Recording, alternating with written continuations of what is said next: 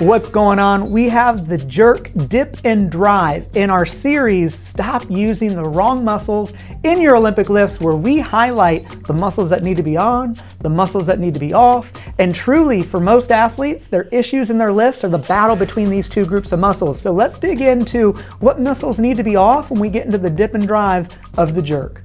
All right, so our first muscle when it comes to the jerk, dip, and drive that needs to be off are the muscles in our arms. And what I mean by this is if you watched our jerk setup position, I talked about our forearms staying relaxed. Well, when we dip and drive, our arms need to be patient. If we dip and our arms start to react, we start to tense up in our grip, almost like preparing to take this bar overhead too soon, we are going to kill that transition of energy between the legs and the bar. So keep your arms relaxed, wiggle those fingers, and let the legs do the work as you dip and drive.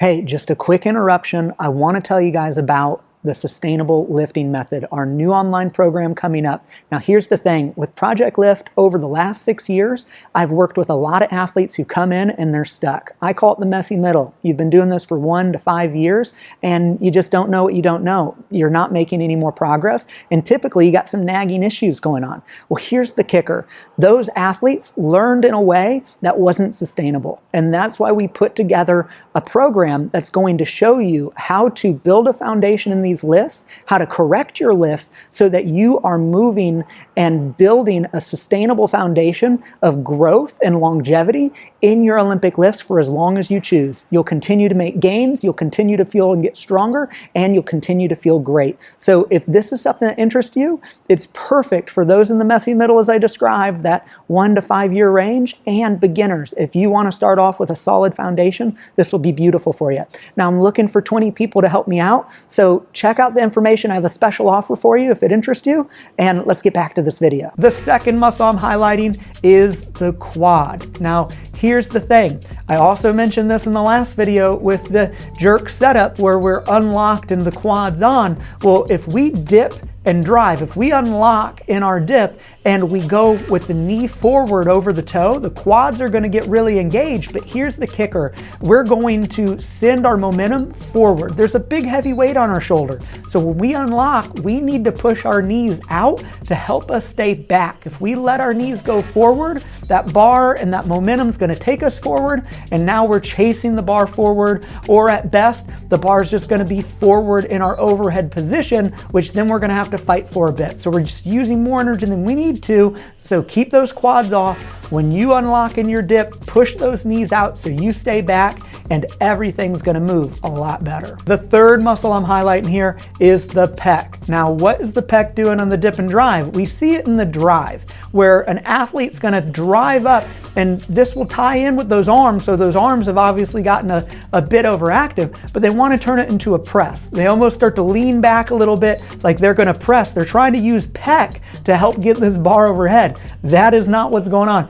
Do not use those pecs. Please don't use those pecs. Use your legs. You're driving with the legs, and your arms are driving you through the bar. You could even think of it as the arms driving you under the bar, but you're driving through, not pressing with the pecs. So please stop doing that, bro. It's not bench time, it's jerk time. Let's keep it there. And the final muscle I'm highlighting here in the jerk, dip, and drive that needs to be off, and it's a series of muscles, so it's more of a concept, but here's the kicker. It's a hip hinge. So when you're unlocking, if you're hinging at the hip, if your chest is dipping forward, if your butt's going back, you might not even realize it. You are so out of alignment of where we need to be. When we unlock, our hip needs to stay under us. It needs to stay straight. We're unlocking with the knees, not the hip. So if you're unlocking at the hip and you're bending at the hip, you think about it this way. The bar's coming forward away from your legs. Your butt may be going back a little bit, but now you're trying to send the bar up. Now how are you directing energy back through the body? Do you see what I'm saying? There's a lot here that's breaking down, especially as that weight gets heavier.